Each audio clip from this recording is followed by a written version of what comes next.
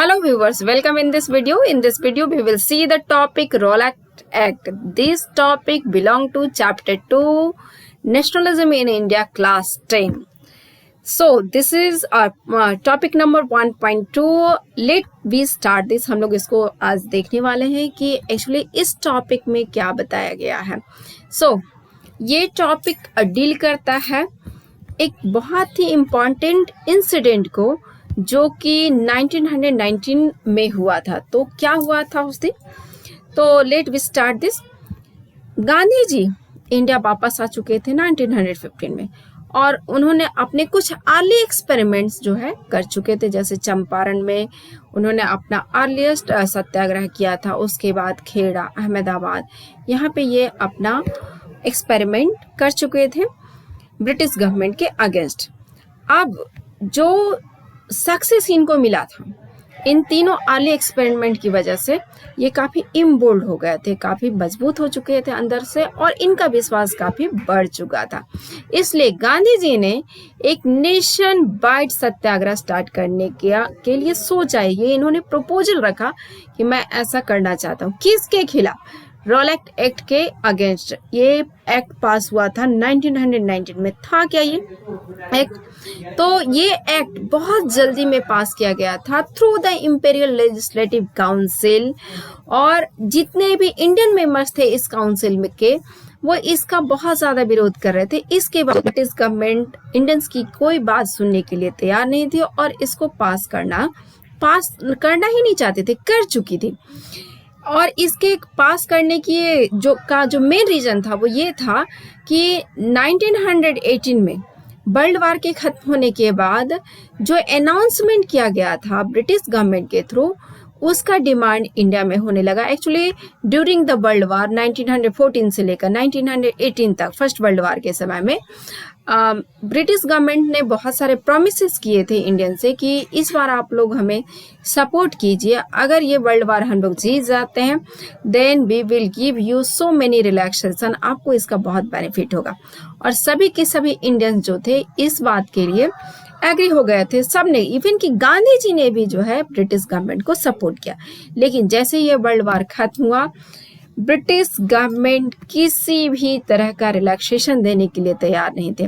When demand जो है बहुत ज़्यादा बढ़ा, लोग एग्रेसिव होने लगे, बोलने लगे कि उन्हें ये चाहिए वो चाहिए पॉलिटिकल लेवल पे. तो ब्रिटिश गवर्नमेंट ने उनकी डिमांड को फुलफिल करने की बजाय उनके जो डिमांड्स थे उसको सप्रेस करना सही समझा. सप्रेस करने के लिए क्या किया गया?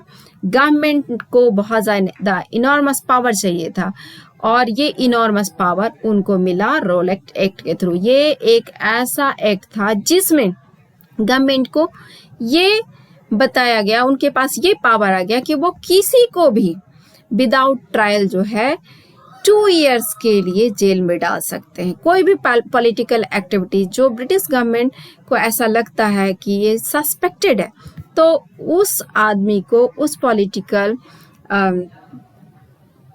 लीडर को जो है जेल में डाला जा सकता है.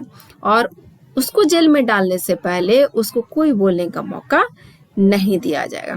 गांधी जी को भी ये फील हुआ कि नहीं, ये बहुत ज़्यादा जो है इंडिया के अगेंस्ट या इंडिया के लोगों के खिलाफ जो अनजस्ट लॉ है.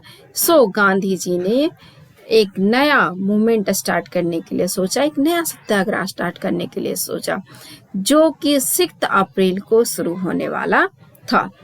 इसके लिए जो डिफरेंट सिटीज़ थे वहाँ पे रैली शुरू हो गया. वर्कर्स भी स्ट्राइक पे चले गए, जैसे रेलवे वर्कशॉप के वर्कर्स स्ट्राइक पे चले गए. दुकानें जो थी shops were closed, all were closed and लोग सपोर्ट में थे और लोग जो है इस हड़ताल को पूरी तरह से सक्सेस बनाना चाहते थे. जैसे जैसे ये सत्याग्रह पॉपुलर होने लगा, let we see this, alarmed by the popular upset. जैसे जैसे सत्याग्रह जो है सक्सेसफुल होने लगा गवर्नमेंट जो है उतना ही तेजी से एक्टिव होने लगी और वो चाहती थी कि यहाँ के जो लोग हैं उनको किसी तरह से दबा दिया. गवर्नमेंट को ये डर लगने लगा कि कहीं ऐसा ना हो कि जो उनके इंफ्रास्ट्रक्चर हैं जैसे कम्युनिकेशन का, टेलीग्राफ का, ये सब कहीं डिस्टर्ब ना कर दिया जाए। सो ब्रिटिश गवर्नमेंट ने जो है नेशनलिस्ट को जो है डाउन करने के लिए सोच लिया। जो लोकल लीडर्स थे जिनके ऊपर जो है ब्रिटिश गवर्नमेंट को डाउट था कि यही लोग पूरा एक्टिव है हड़ताल कराने में, उन लोगों को पिकअप किया जाने लगा। इसमें अमृतसर बहुत आगे चल रहा था।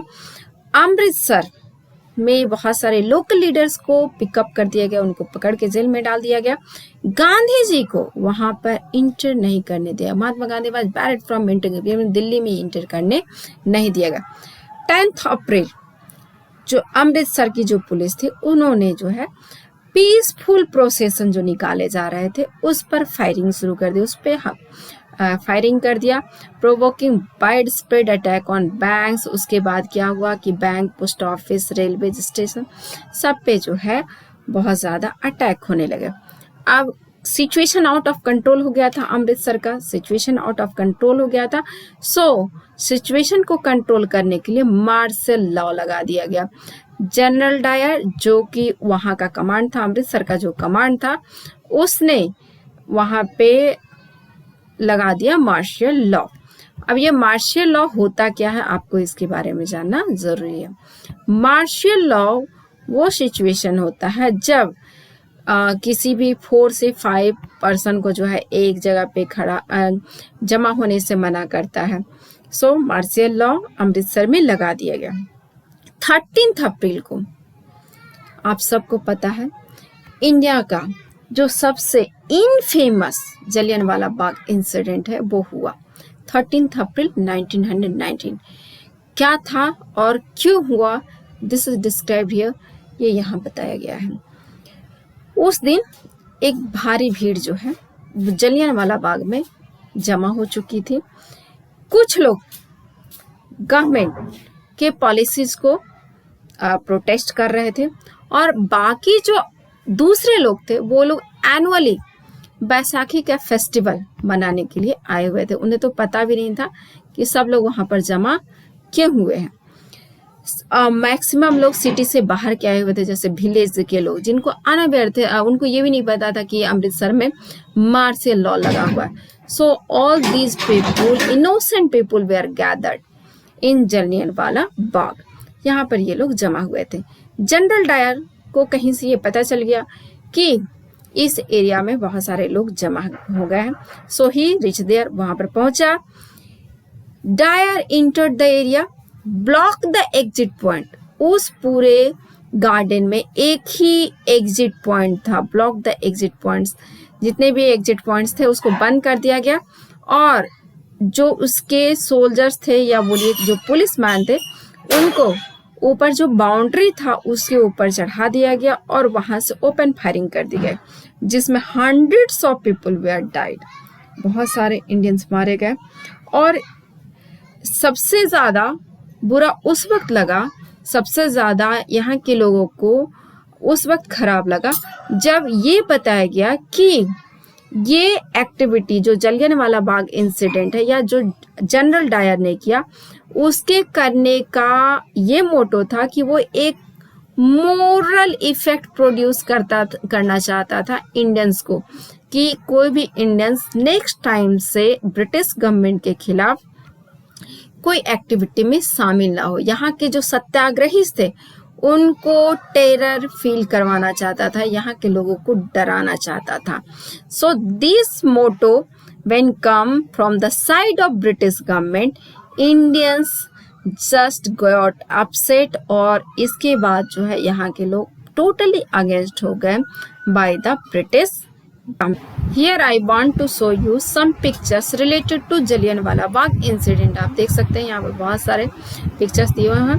देखिए कैसे ये अमृतसर का वो जलियांवाला बाग इंसिडेंट का बहुत से various picture you can see. Here you can see General Dyer, यहाँ जनरल डायर है। सो दीज पिक्चर्स जो है ये these pictures show us that how this massacre was so cruel. Now let come to the topic. चलिए topic पे फिर से आते हैं। Now let's see a critical view on Rowlatt Satyagraha. हम लोग देखेंगे कि ये सत्याग्रह कितना सक्सेसफुल था। ये पहला सत्याग्रह था जो मास लेवल पे बहुत ज़्यादा फैला था, लेकिन फिर भी ये सिटीज़ और टाउन तक ही लिमिटेड था। विलेज के एरिया में जो है इसका बहुत ज़्यादा इफेक्ट नहीं था। जैसा हम लोगों ने अमृतसर इंसिडेंट में भी देखा कि कैसे अमृतसर में आने वाले विलेज के लोग नहीं जानते थे कि यहाँ पर मार्शल लॉ लगा हुआ था।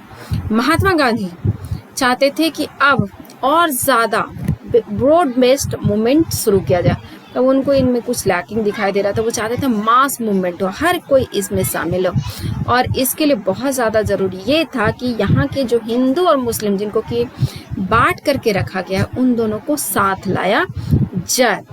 और इसके लिए उनके दिमाग में एक बहुत ही बेहतरीन जो आइडिया आया वो था खिलाफत इशू।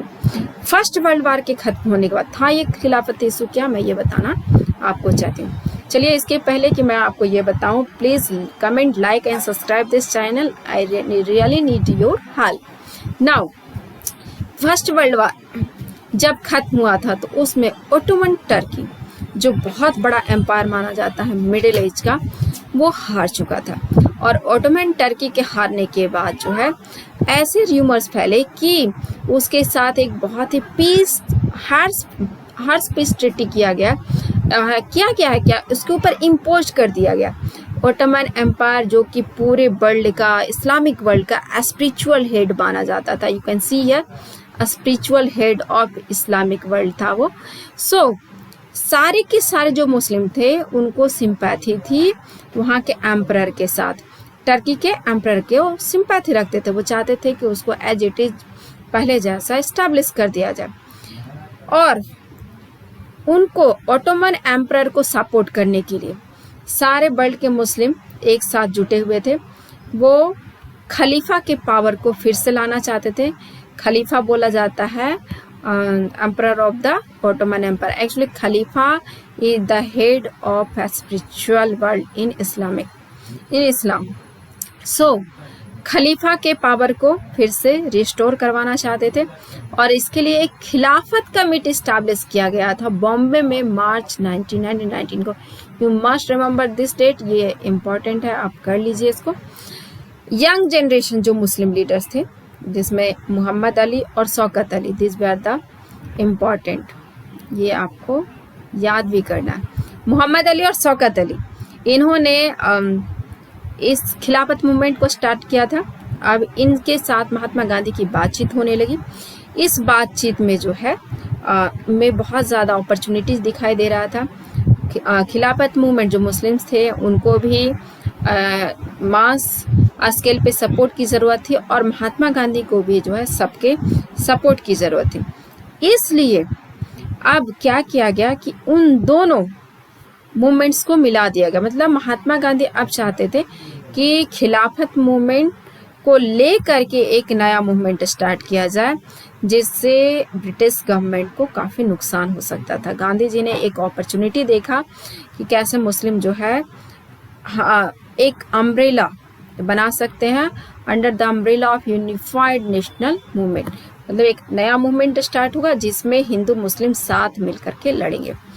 कलकत्ता का सेशन हुआ, कांग्रेस का सेशन हुआ कलकत्ता में सितंबर 1920 को, जिसमें उन्होंने कन्विंस किया सभी लीडर्स को कि अब नॉन कोऑपरेशन मूवमेंट के स्टार्ट करने का टाइम आ गया है, और इस नॉन कोऑपरेशन मूवमेंट में खिलाफत मूवमेंट के लोग भी सपोर्ट करेंगे और सब कोई एक साथ फाइट करेंगे for getting the Swaraj. So now this topic is finished here. Now thanks for watching this video.